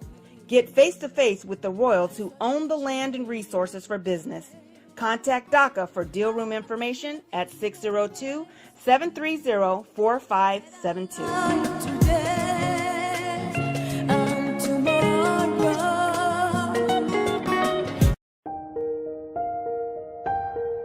What does self-care mean to you? To us, it's an opportunity to reconnect with nature. A chance to create something remarkable. At Sage and Elm Apothecary, our handcrafted skincare and household products immerse you in Earth's sweetest nectar, connecting you to nature in a way you never imagined. See for yourself and visit us at sageandelmapothecary.com. Welcome back to the African History Network show right here on 910 AM, the Superstation of Future Radio. Okay, hey, I want to let you know that coming up Wednesday, June 15th at Nandy's Knowledge Cafe, Director Amadeuz Christ, who's the director of the new documentary Heavy is the Crown, which is in the Out of Darkness series. And Heavy is the Crown deals with the African origins of the major world religions. Amadeus is going to do a screening of the documentary Heavy is the Crown, which features Professor Kabahai Wapakamane and Professor James Small, who are two of my teachers. We had them here on the African History Network show in the month of April 2022. Also features Tony Browder and David Banner. So it's a $15 donation. It's taking place Wednesday, June 15, 2022. Showtime is 7 p.m. I'll be there as well. And I'll have a vendor table, my DVD lectures, things like that. Nandy's Knowledge Cafe is located at 71 Oakman Avenue in Highland Park, Michigan. 71 Oakman Avenue, Highland Park, Michigan.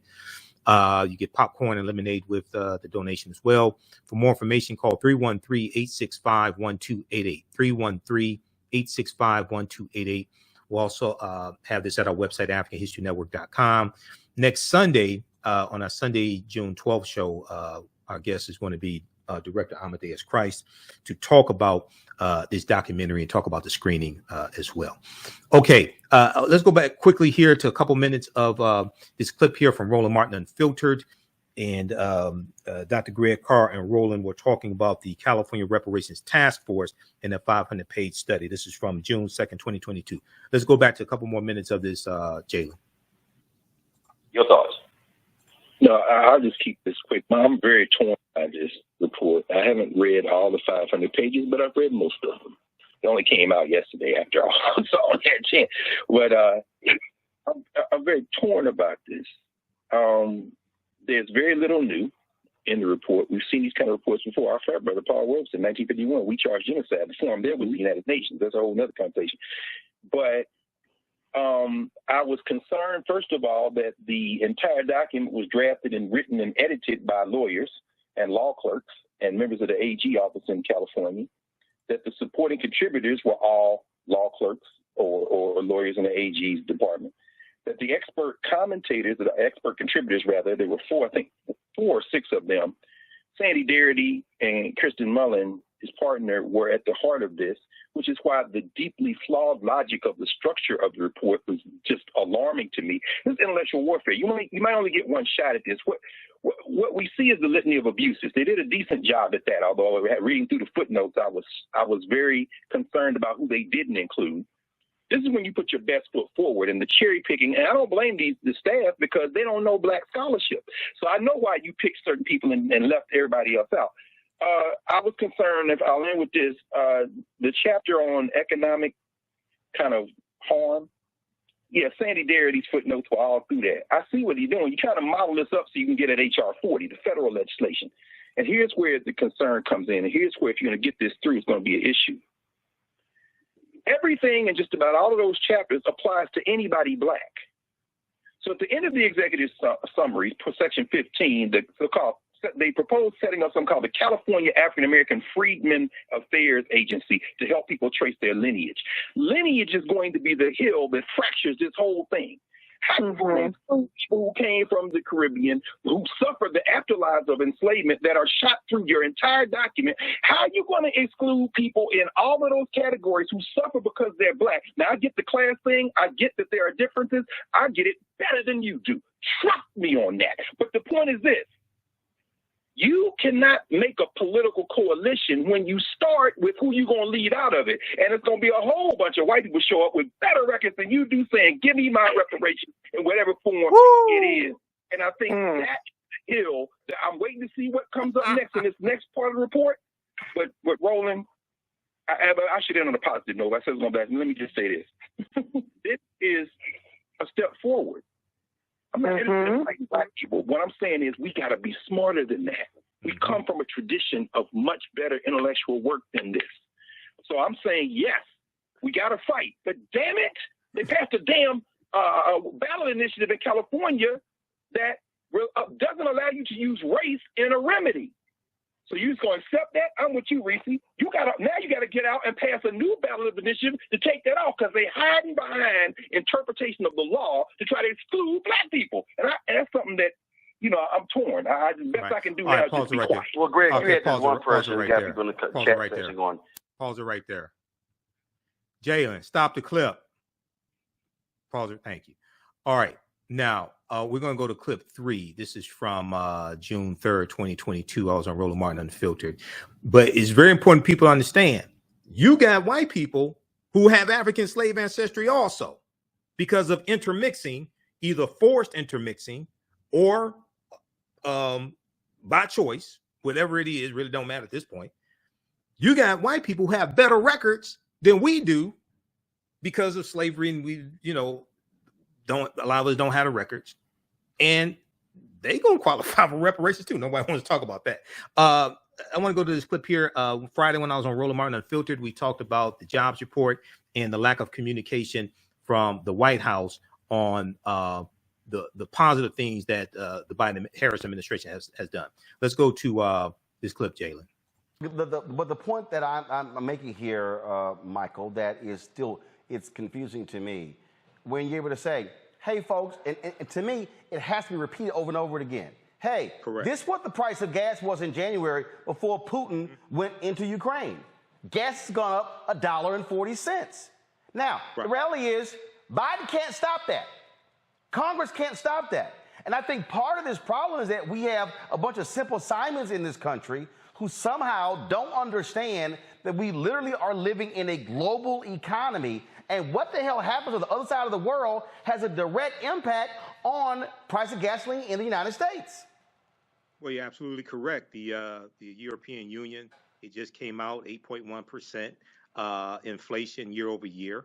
So what happens on the other side of the world impacts what happens here in the U.S.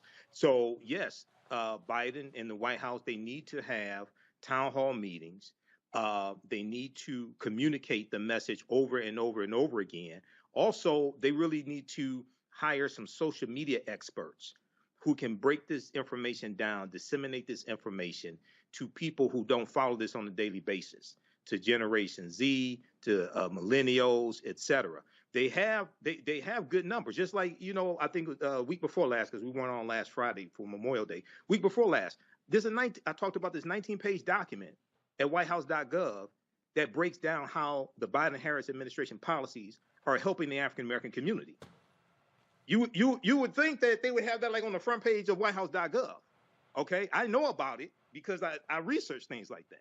But a lot of people don't know this stuff exists. If people just Google how have the policies of the Biden-Harris administration helped African Americans, but they're not. Okay, but Michael, that's the point. Yeah. No, the average person's not going to Google it. So you have to say it. It has to be consistent. You got to be flooding the zone. You got to be pushing people out there, driving the messaging. And I'm sorry, that's what they're not doing. And it's confusing to me why they're not. I mean, look, you mentioned social media. The story that I saw today, they got 70 people working in the White House dealing with social media. What the hell? What are they doing though? I have no idea what the hell they're doing. Yeah, I don't know. So see, there's you can have people working on social media, but they're not effective in working in social media. So I'm like, what are they doing? So this is the other thing. So you have to, and you know, some of this may have to do with Biden being from a generation that, you know, when most of the time when Biden was in the Senate, for instance, right? This was before social media really got big. Yes, we know he was in the White House with Obama, but it's like if you have somebody, say for instance, just give an example, Alexandria Ocasio-Cortez. She's much better with using social media to communicate with people than Biden is. All right, and the White House is. So they got to get it together. Otherwise, they're going to get killed in midterm elections. You know, now Republicans don't have plans to deal with inflation. Republicans don't have plans to deal with the baby formula shortage. We know a couple of weeks ago when the bill came up in the House of Representatives to address the baby formula shortage issue, 192 Republicans voted against the bill. They don't have plans to deal with it, but they're going to just complain about it and galvanize their white supremacist base, along with critical race theory and all these other bills, voter suppression, to take back the House and the Senate. So we have to fight against that also. Bottom line here, Matt, you have strong economic numbers. Yes, you have inflation. Yes, you have an increase in gas prices, but you got to be able to better articulate what you're doing. You got to show people, and I think that's what they're not doing. They are not doing an effective job in showing people. It's just sort of this, yes, you have people who are operating in an analog world when you're living in a digital world. That's exactly right. And right now it's more important than ever, not only to piggyback what both Kelly and Michael have said, but to disseminate that information and to make it digestible. Because to Kelly's earlier point, I think the American citizenry right now is scared. I mean, there's so much going on. There's so many things that are having a measurable effect on their lives. So I think it's important for the Biden administration to counter that by saying, look, there is some good going on, and that good hopefully will translate to a better life for you. And here's how we anticipate that will happen. So for them to not be harnessing the power of social media particularly is concerning, but I think you're exactly right. It's a generational divide. But the thing about it is he's been around long enough and his administration has been around long enough to know that that's how the vast majority of Americans are getting their news these days and are being met with information. So for them to not harness it is purely negligence at this point. It makes no sense to me whatsoever. Okay. So those watching on Facebook and YouTube, keep watching. We're going to go for a few more minutes. We're out of time here on 9:10 a.m. Superstation WFDF. They should Google it.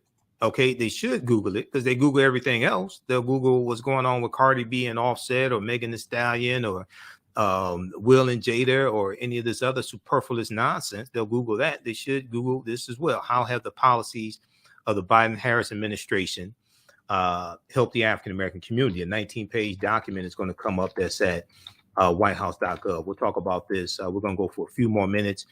Those watching on Facebook and YouTube, keep watching. We'll be back next Sunday. Remember, right now, it's correct wrong behavior is not over till we win Wakanda forever. And we'll talk to you next time. Peace. Okay, stand by. Let me pull this up quickly here. And I want the updated. I want the updated one. This is the one from October 2021. There's an updated fact sheet, and there's 22 pages. Equity, not that one. Not the one on equity. I want this one right here. And I'm going to search for this here. I want the one from February 28th. February 28th, 2022. because this is the updated fact sheet. Let me see. Don't I have that up here?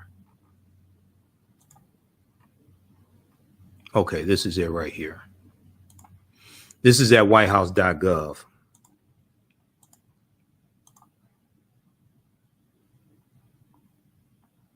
Whitehouse.gov is the official website of the White House. All this information is at whitehouse.gov. How many people have read this? Fact sheet. The Biden-Harris administration advances equity and opportunity for Black people and communities across the country. If you Google, how have the policies of the Biden-Harris administration helped the African-American community, this is the first thing that comes up. This is the most recent one. There's one from October 2021. Okay. This is the most recent one that comes up. And all you got to do is do a Yahoo search, because we search everything else on Yahoo or Google. We need to start searching out stuff on politics.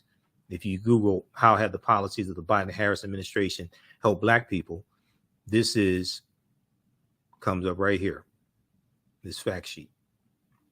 Okay. So we have to search out this information as well. Yeah, they need to do a better job of communicating, but also we need to do a better job of reading. We need to do a better job of researching this information and stop listening to these dumbasses on social media keep lying to us and keep pimping us. Okay, so if we look at this here quickly, I don't have time to get through this. I want to get back to this clip here from Friday. But if we look at this very quickly, what they do is they go category by category and break down how the policies from the Biden-Harris administration are helping African Americans. Once again, the name of this fact sheet: the Biden-Harris administration advances equity and opportunity for Black people and communities across the country. Okay, so they look at, first thing they look at, economic opportunity for Black families and communities by signing economic opportunities for Black families and communities by signing into law the Historic American Rescue Plan. The Historic American Rescue Plan, which no Republicans in the House of Representatives or U.S. Senate voted for. I can't stress that enough. Okay. And the bipartisan infrastructure bill, which only 19 Republicans in the House voted for and only 13 or 14 Republicans in the House of Representatives voted for. In implementing robust regulatory reform, President Joe Biden has helped create new economic opportunities for Black Americans and made long overdue investments in Black communities. These transformative policies and programs include, now one of them also is $5.8 billion for HBCUs in 2021, which is a record amount of funding that HBCUs have gotten in 1 year. That's the most they've ever gotten in 1 year. Providing immediate relief to Black people and families through the American Rescue Plan. The American Rescue Plan provided cash relief directly to low and middle income Americans last year and cut Black child poverty by 33%. Now, yes, it expired. You want to institute the child tax credit again, you're going to need 60 votes in the Senate, or at least 55 votes to change the filibuster. So in the November 2022 midterm election, we have to vote more Republicans out of the Senate and vote more Democrats into the Senate, who will vote to do a carve out to the filibuster or change the filibuster rules. Because I don't think you're going to get 60 Democrats out of the 2022 midterm election. I don't think you're going to pick up 10 seats in the Senate. You can pick up 5. Possible you could pick up 10, but it's a long shot to pick up 10. You get to 55, you can do carve outs to the filibuster and get some more of these bills passed. And change the filibuster, go back to a standing talking filibuster also, so because it's too easy to implement the filibuster rule. You can just call from your Senate office and tell the Senate Majority Leader that you want to filibuster a bill. Historically, it was not that easy to filibuster a bill. Okay, cut Black child poverty by 33%, lifting more than 1 million Black children out of poverty in December 2021 alone. Keep in mind, the $1.9 trillion American Rescue Plan, no Republicans in the House or the Senate voted for the bill. So when Republicans come to you for the 2022 midterm election, talk about how great the American Rescue Plan has been for their state or for their district, you'll be armed with the information to ask the question, why didn't you vote for the bill? If you're talking about how good the bill is, why didn't you vote for the bill? The president's plans call for extending this critical tax cut, which expired in December 2021, in addition to the American Rescue Plan increase SNAP Supplemental Nutrition Assistance Program, SNAP benefits increased by 15% through September 2021. Beginning on October 1st, 2021, USDA's Thrifty Plan updated increased SNAP benefits by $36.30 per person per month. Okay. Also, remember there was $46.5 billion to help people with rental assistance and landlords pay like their mortgages, things like this. That was in the American Rescue Plan as well. Help keep a lot of African Americans in their homes. No Republicans voted for the bill. Reversing decades of disinvestment through the bipartisan infrastructure bill. This is crucial. Most Republicans didn't vote for the bill, even though it was bipartisan in the Senate and originated bipartisan in the Senate. It was written by both Republicans and Democrats in the Senate. Only 19 out of 50 Republicans voted for the bill in the Senate, which means most of them didn't vote for it. And only about 13 or 14 out of 215 voted for it in the House of Representatives.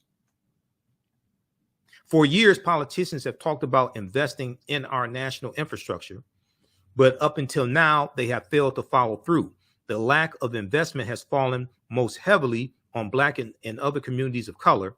The bipartisan infrastructure law will replace lead pipes, like in Flint, Michigan, and 3,000 other communities who had a higher lead level rate in their water than Flint, Michigan did. It'll increase access to good paying jobs, expand affordable high-speed internet, especially in rural communities, and 25% of African Americans live in rural America.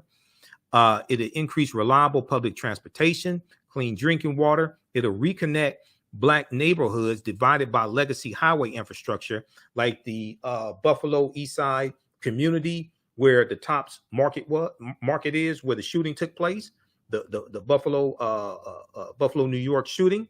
Okay, that community was divided by an expressway. Detroit was divided by an expressway.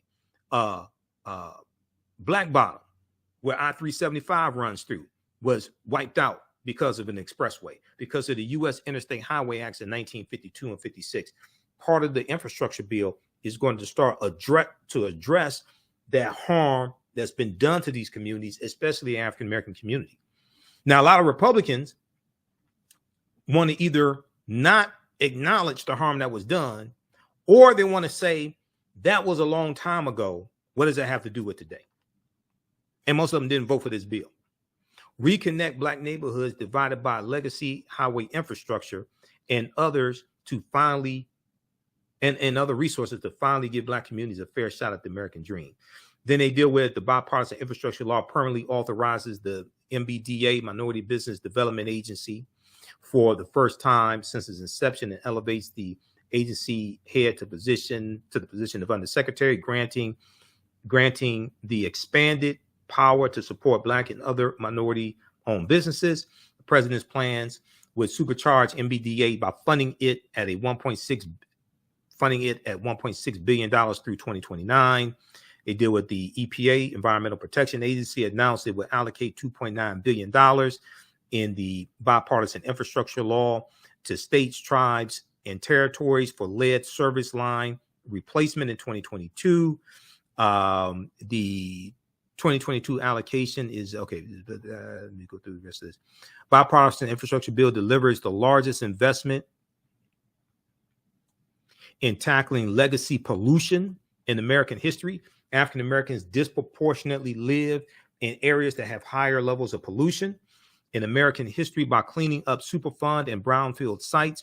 reclaiming abandoned mine land, and capping orphaned oil and gas wells. More than 1 in 4 Black Americans live within 3 miles of a Superfund site, a higher percentage than for Americans overall. No community deserves to have contamination near where they live, play, pray, or go to school. Leveraging federal procurement to narrow the racial wealth gap for Black entrepreneurs and families. Recognizing that the federal government spends more than $650 billion each year on purchasing goods and services, President Joe Biden and the Biden-Harris administration has directed agencies to use federal purchasing power to grow federal contracting with underserved small businesses. So we need to apply to get these contracts, apply more to get these contracts. He also has set a goal of increasing the share of federal contracting dollars to small disadvantaged businesses by 50% by the year 2025, projected to translate to an additional $100 billion to minority-owned businesses and helping more Americans realize their entrepreneurial dreams. So we should focus on becoming the majority of the minorities getting the additional $100 billion. African Americans should focus on being the majority of the quote unquote minorities getting the additional $100 billion. You can wait on reparations. This money's here right now. Federal government spends more than $650 billion each year on purchasing goods and services. We should focus on being the majority of the minority getting the additional $100 billion that's going to be allocated to minority-owned businesses. You can wait on reparations if you want to. This money is here now, and other pots of money as well are here now. Now, in December 2021, the administration further announced reforms to the federal procurement process to help meet the president's ambitious target and deliver new opportunities for Black-owned and other small disadvantaged businesses. We should be taking advantage of these opportunities. I'm someone who managed Black-owned companies that had government contracts with the city of Detroit, County of Wayne, and state of Michigan that took advantage of the minority business certifications that they had and the minority business status, which is a process of verification you got to go through. You got to go through a verification process to become a vendor of city government, county government, state government, federal government.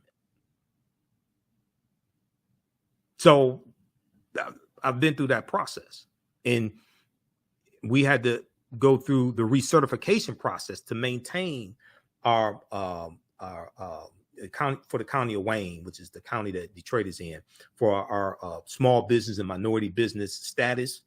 We had to go through a recertification process for that. Okay, read the rest of this. They go through everything. Ensuring Black homeowners get full value for their homes. They deal with fighting against the discrimination when it comes to home appraisals, protecting Black Americans' access to housing by combating housing discrimination, helping Black Americans stay in their homes. That deals with the money in the American Rescue Plan. Very few people talk about that. No Republicans in the House or the Senate voted for it. This is huge right here. This is one of the ways that millions of acres of land has been stolen from African Americans. Heirs property law. You've heard me talk about this. Assisting Black landowners in resolving title issues. Who's talking about this? This is what the Biden-Harris administration is doing right now. Assisting Black landowners in resolving title issues. An estimated 60% of Black-owned land in the South is heirs property. Heirs property. H-E-I-R-S apostrophe. Heirs property. This is property that passes through inheritance.